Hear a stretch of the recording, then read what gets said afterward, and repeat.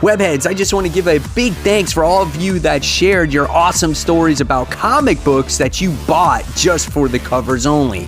Now, we're headed to a new week of Top 10 Comic Book Covers of the Week.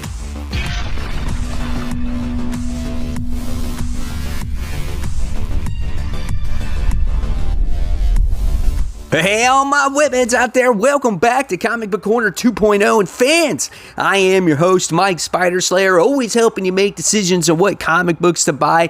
And today, guys, I am bringing you 2021's Top 10 Comic Book Covers of the Week. Fans, this is week 31, and this is the video series where each and every week, you, the comic book fans out there, get to vote on which is your favorite comic book cover of the week based off of my favorite top 10 comic book covers of the week. But it just doesn't stop there, guys. Let me just tell you, this is a year-long voting process.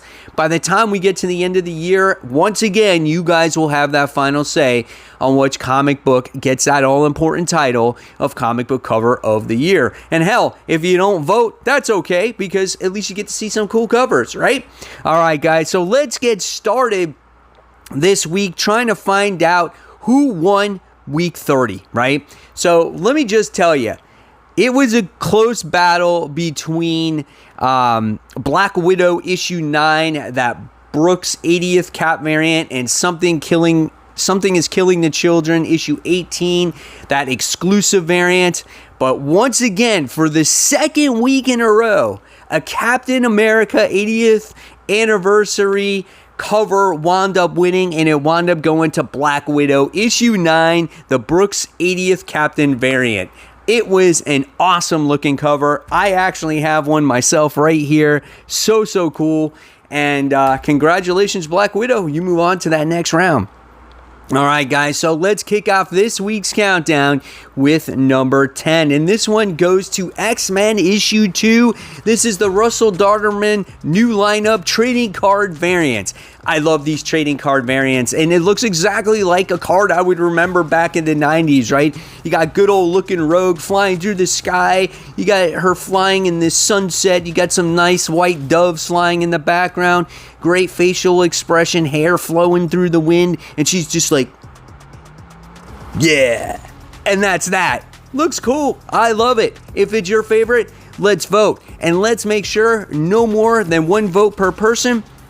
You got to vote in the comments section below, or your vote won't count. And if you do have your own comic book cover and you don't like any of these top 10, you can always write it in. It could start to trend and overtake the others. All right, guys, so let's continue with this countdown. Moving on up on the countdown to number 9. This one goes to the Swamp Thing. This is issue 6. This is the cardstock variant done by Francisco Mantina. This is probably one of the brightest covers that Mantina has ever done. He's got a white background, which you never see. Everything is black and dark, and it's hard to see the details. What's cool is you do get to see the details in this thing. And Swamp Thing looks pretty cool. You got Peacemaker on there as well. Not sure of the character up front there. I think this is a Suicide Squad variant. I'm not 100% sure. But look at the teeth and the detail that goes in this cover. Looks super cool. If this one is your favorite, let's make sure you vote. All right, so now we move on to number 8. And you know what number 8 reminds me of? And let's talk about it first. This is Geiger issue 5, cover C, done by Paul Pelletier. Geiger covers remind me of the old 1990s Ghost Rider covers, right? You had that glow-in-the-dark cover, skull face, all detailed. That's what Geiger covers remind me of, right? Here you got Geiger on the cover. He's all shiny and bright, got that radioactivity flowing through his body. And then what's kind of cool is you get to see all the characters in the background. You get to see that so-called king of Las Vegas who locks his mom in the basement, who eats people. And then you got the people that are wearing those hazmat suits so they don't go killed by the radioactivity that's in the air and whatnot. Really cool story as well. If you like this cover and you want to see this move on to the next round, make sure you vote in the comment section below. All right, so getting higher on the countdown, we have number 7, and this one goes to Batman issue 111. This is cover B, done by Delato. This is the cardstock variant. Batman just looks boss sitting here in his nice little chair, his bat chair. He's like, That's right. I'm Batman. I got a cool chair. And that's that. I mean, that's basically what he's doing there. It looks like you get to see a little picture in the background in the back computer of the Joker. His cape is like draped over one knee. He's just like, I don't know, maybe he's tired or he's just analyzing things. But I just think he looks awesome. So I thought that this cover deserved the mention here on the countdown. And if this is your favorite, let's make sure you vote. All right. Speaking of the Bat family, moving on to number 6, we have Suicide Squad issue 6. This is the Natalia Sanders variant A. Harley looks great on this cover, and this is a magazine cover. They do make a virgin variant of this one, or a B version of this one, but this was meant to be a magazine cover because you have good old looking Harley on there with the baseball bat on her shoulders. Gorgeous facial expression on there. But what makes this cover fun is just everything that it says about Harley, right? It's like 20 questions unmasked with the man behind the cowl, Gotham's own, who is Harley going to date next? Like, that stuff is fun. That's what adds to a cover, right? Of course, the artwork is gorgeous, but those things are awesome, and it's called Gotham Society. So if you like this cover, make sure you vote in the comments section below. All right, guys, inching closer to number 1, we move on to number 5, and number 5 goes to the Immortal Hulk. This is issue 49, the Joe Bennett homage variant. Of course, you guys remember this from Todd McFarlane's Amazing Spider-Man run. I think this was the last cover that he did before he was no longer on Amazing Spider-Man. Well, Joe Bennett has his take on this, and it looks cool. I like it. Little more cartoony. I feel like it looks a little bit more colored, right? And Hulk looks much more massive, but it's cool. I like how he did this, and Spider-Man looks great on here. So, you know, maybe we could get Joe Bennett drawing Spider-Man consistently. Who knows? I'm not putting anything in anybody's ear, but I would love to have a consistent artist on Amazing Spider-Man once again, right? Wouldn't you guys like to see that? Anyway, if this one is your favorite, let's make sure you vote. All right, so moving on to number 4. And I think that when I went over this list and just before I did this video, I think this could have been higher on my countdown. But nevertheless, it's about you guys. It's about how you vote. And if this is your favorite, you're going to put it down, right? This one goes to Silk issue 5. This is the Nominees Marvel Games variant. So this cover is awesome. Very dynamic. How Silk is sitting there fighting something. I don't know what she's doing.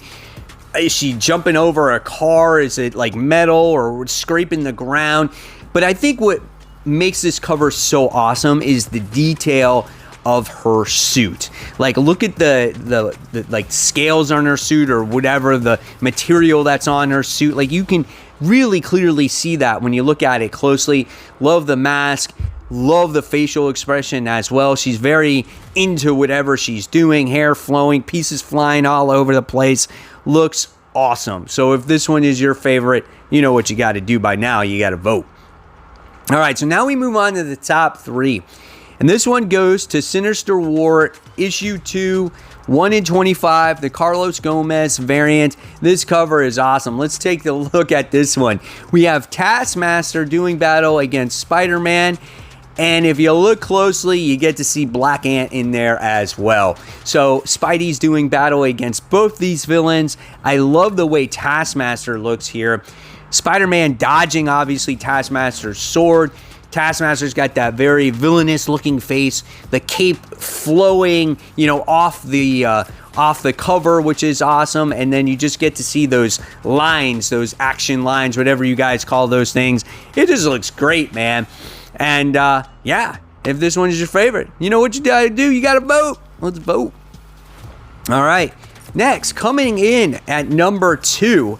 Number 2 and number 1 are actually very hard for me. Actually, a lot of these covers are hard, and I think it's gonna be tough on you guys too. This next one goes to Hellions issue 14, the In-Huk Lee Asian American and Pacific Islander Heritage variant. That is the longest name for a flippin' comic book cover, but nevertheless, we have Psylocke on here, pulling out her samurai sword, and she's wearing a jacket, and then she's got additions going down her legs to hold other weapons. It just looks beautiful. This is a gorgeous cover. Love the facial features on here. I love how her hair is covering half her face. It's beautiful. The art is so soft. You know, the coloring is as well. Beautiful cover. If this one is your favorite, let's make sure you vote. All right, so coming in at number 1, this might surprise you a little bit, but when I first saw this cover for the first time, I was like, wow, this is just capturing my eye. And this goes to the Me You Love in the Dark, issue 1, the Third Eye exclusive Frisian trade dress variant. So Jenny Frisian does this variant cover, and I talked about it last week, how when we had that Poison Ivy and Catwoman cover, how the cover was gorgeous, but it doesn't attract you the way it normally would when the eyes were closed, right? This cover here, we get to see our new female lead, and you get to see her glasses on her face. They're reflective, but she pulls them down enough so you, the reader, can gaze into the main character's eyes. It attracts you with those eyes. And she's holding that pencil or paintbrush or whatever it is that she has. It looks like it's dripping blood or supposed to represent blood. Awesome cover. Love the brunette types of style hair there and the black lips. Looks great. Can't wait for this comic book to come out, by the way. All these books come out this week. So if this one is your favorite, guys, let's make sure you vote in the comments section below. And there you guys have it. There are the top 10 comic book covers of the week in my eyes. Now I want to know in the comments below which one is your favorite. And of course, guys, if you like this video, please give it a thumbs up, subscribe.